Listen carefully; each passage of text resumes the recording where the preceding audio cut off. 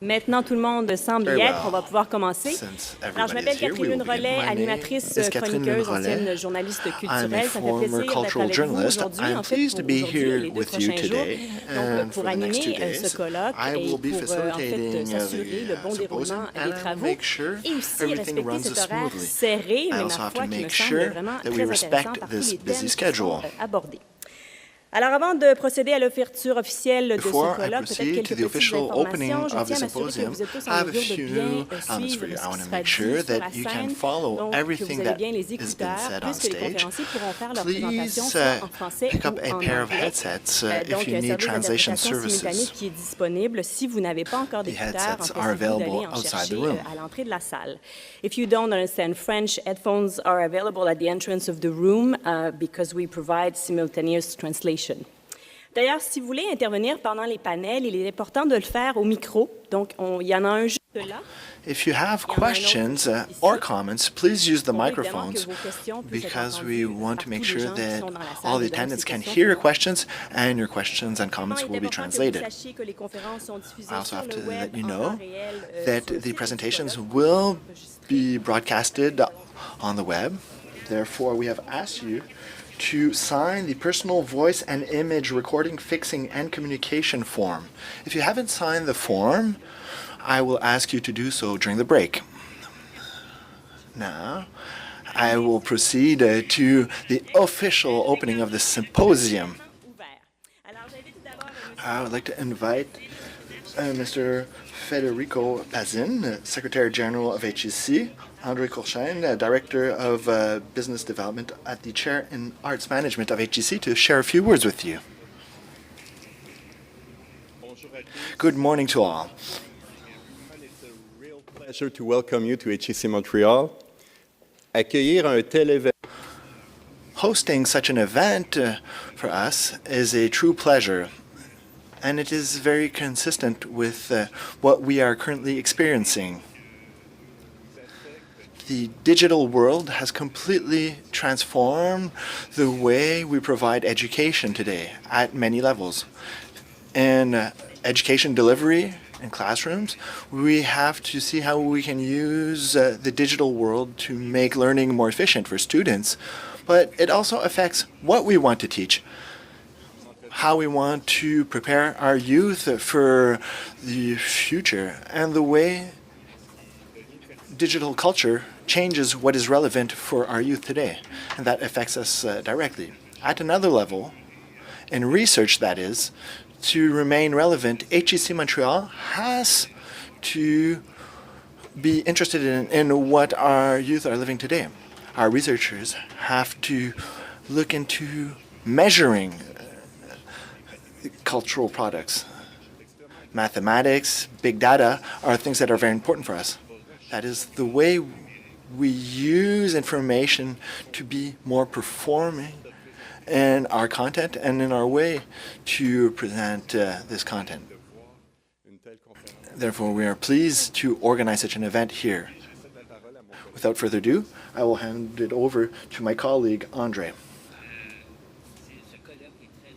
Thank you. This symposium is very important for us. Is a UNESCO chair, and we have students coming from all over the world to come to follow our seminars. One of our programs is an international program that we present and produce in collaboration with a university in Texas and Bocconi in Milano. Alors, chez nous, on a plus de 300 étudiants qui étudient en gestion. There are more than 300 students that study in art management. The work that you do is very important for us. Each day in our marketing classes and our other business courses, we visit the websites of your observatories and your statistical institutes. Continue your work because we rely on your data to study the different situations, but also to make important decisions on cultural policies. François Colbert, who is director of the chair, could not be here today. He wishes you a warm welcome. And before I leave you, I'd like to say one thing about the bathrooms. We had a significant flood a few months ago.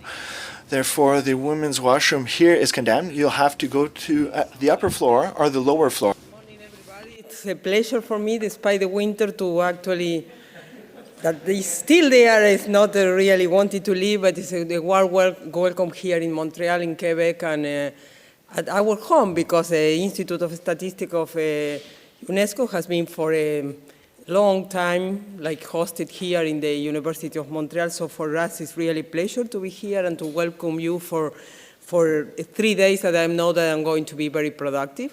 The Institute has been located from Paris to Montreal by the beginning of the century, so we have a long partnership, and I would like to actually thanks and start by thanking everybody to be here, for thanking the Institute of Statistics of Quebec, that we have a long partnership that really goes back to 2002, and we have been very productive working so far in trying to work in different areas of interest of the Institute and of mandate of the Institute of Statistics of UNESCO. I would like to thank the University of Montreal for hosting, and definitely would like to thank you also, my team, the ones you are going to be seeing around these days, and the ones you don't see that are going to also, has been very instrumental to actually make it happen and have this seminar here. So for us, it's very relevant to go into measuring different areas of mandate of the Institute. The Institute of Statistics of UNESCO is the statistical branch of UNESCO. That is the only UN agency that has the mandate on culture and trying to deal with the framing culture, to try to understand what are the different manifestations of culture and try to measure culture. And this is the business of the Institute, to try to go into, try to define methods, try to go into define what is comparable statistics, and try to generate different frameworks in helping countries and in helping all of us to understand what's going on and how to better serve the understanding of culture and to better serve policymakers at the time of deciding where to invest, how to make a life better for the citizenships, and try to make it a better quality of life for everybody.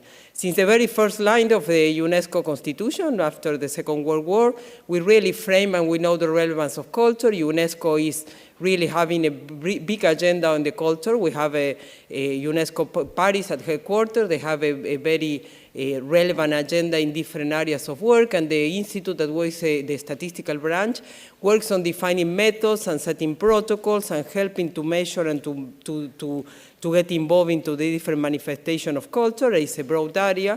We are working in trying to set methods. The Institute has different methodologies and have different publications. And so the first area of work of the Institute has to do with setting standards and methods and try to understand the different manifestation of culture and try to actually see it from different point of view.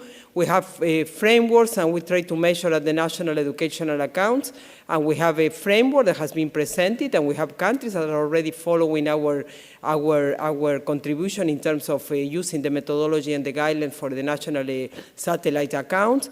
Our team works with countries in trying to incorporate, and we're really having the ambition of getting and working with more countries around the globe.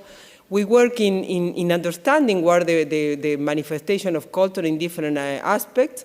We really are involved into measuring the manifestation of employment, what are cultural activities and how intense is the activities related to culture.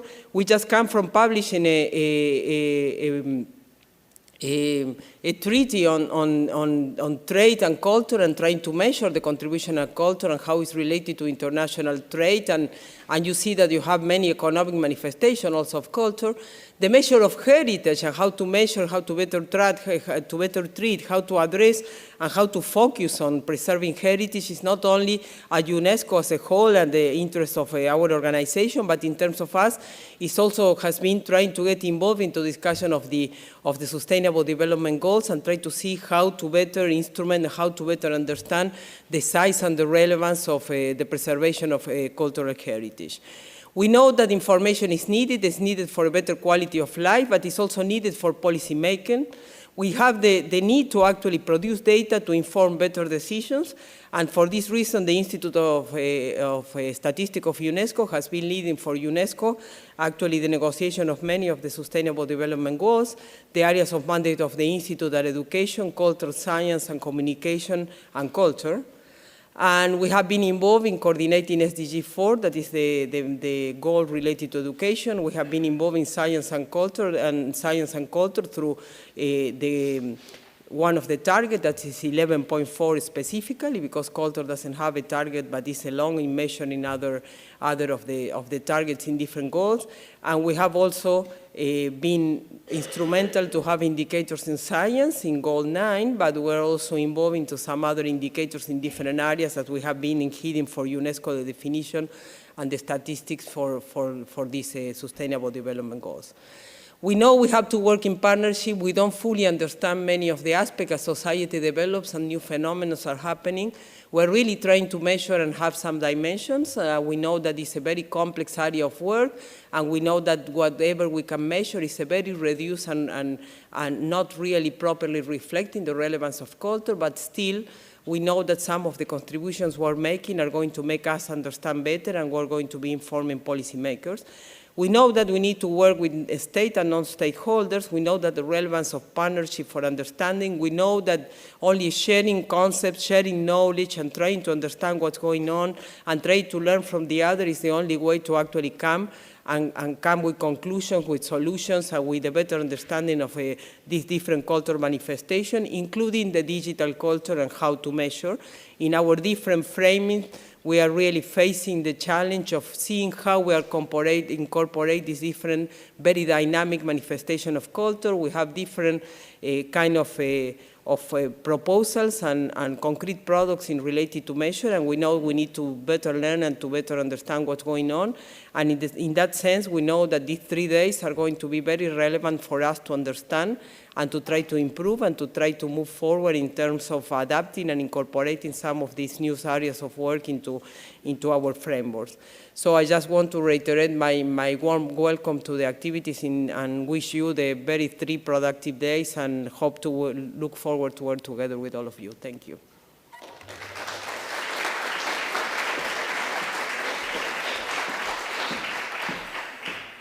Merci, Madame Montoya. Thank you, Ms. Montoya. I'd now like to invite Mr. Stéphane Mercier, Director General of the Institut de la Statistique du Québec.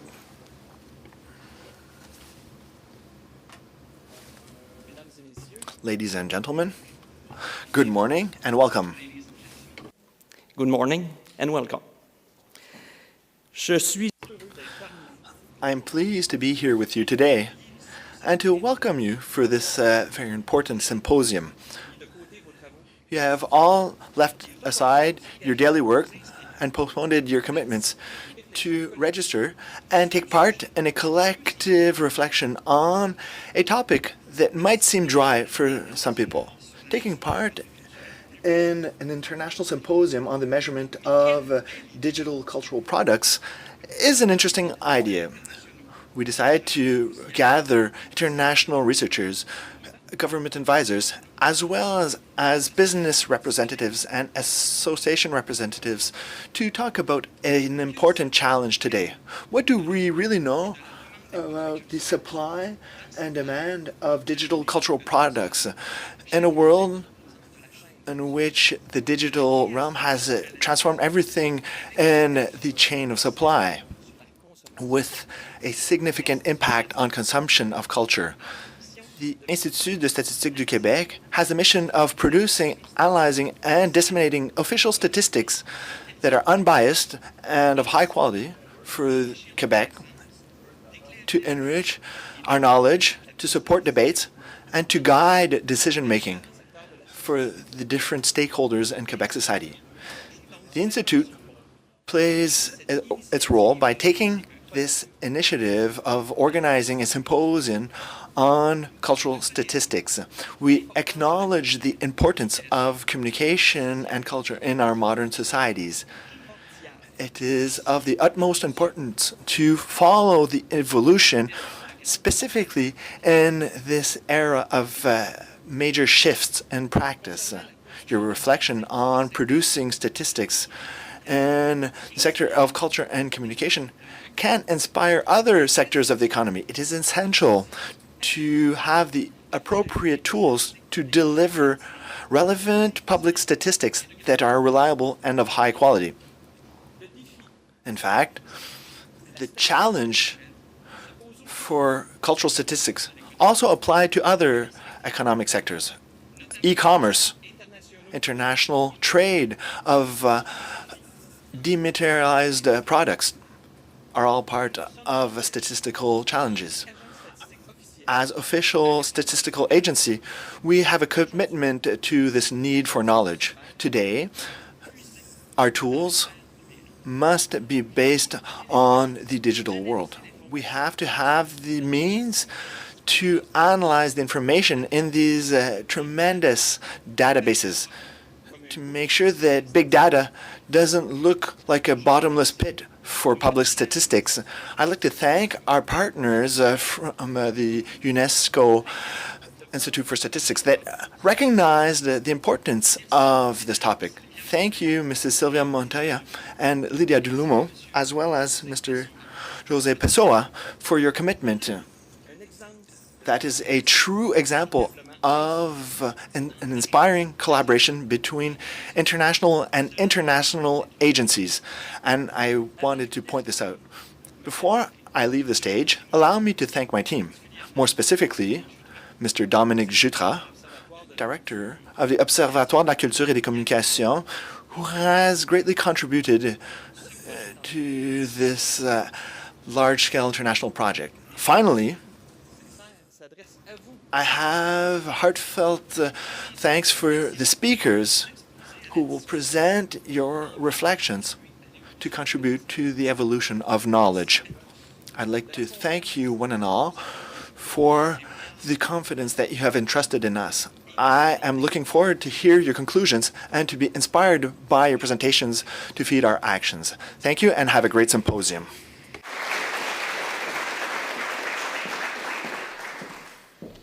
Merci, Monsieur Messier. Thank you, Mr. Messier. I'd also like to thank the Institut de Statistique du Québec that plays its role in producing high-quality statistics. The symposium organizers would like to thank the sponsors, the Government of Quebec, and more specifically, the Ministère de la Culture et des Communications, la Chaire de Gestion des Arts, Carmel et Raymond Marcoux, HEC Montréal, the Organisation Internationale de la Francophonie, Telefilm Canada, the Canadian Commission for UNESCO, as well as Heritage Canada. Also, our financial partners, we'd like to thank BNQ, the Conseil des Arts et des Lettres du Québec, la Régie du cinéma, and la Régie du développement des entreprises culturelles. Since we will be spending 3 days together, I have a few logistic points for you. Each morning, we'll have a 20-minute break that we ask you to respect carefully. Refreshments will be served outside the room on the right, where coffee and Danishes were served this morning. Tomorrow morning, a light breakfast will be served, as well as on Wednesday. At 12:30, lunch will be served in the same room. It will be an interesting opportunity to continue your discussions, since we will have 90 minutes for lunch. You can have lunch in the atrium, where the speakers can continue the discussions. Tonight, we have a cocktail at the Canadian Centre for Architecture. We will be leaving the building here at 5 p.m. for the cocktail. The speakers will speak under different formats. There will be academic presentations, but also discussion panels formed by experts who will explain their point of view in a few minutes, and we will have a discussion facilitated by a facilitator. We ask the facilitators to keep enough time after each session to have time for questions and comments with people in the room. If you have questions or comments, if you would like to take part in the discussion, please use the microphones. Each session will have a different moderator. Their responsibility will be to present the speakers and facilitate the discussions. Please respect the time allocated for your presentations to be fair to all the presenters. That leads us to the performance part of the symposium.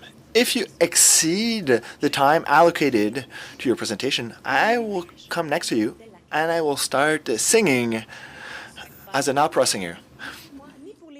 I hope that no one has to go through this because this might affect your eardrums. So if you see me walking towards the stage, it is time to finish your presentation. As you have noticed, our schedule is very hectic, and we cannot be late because we have a cocktail at 5 p.m. You are now warned.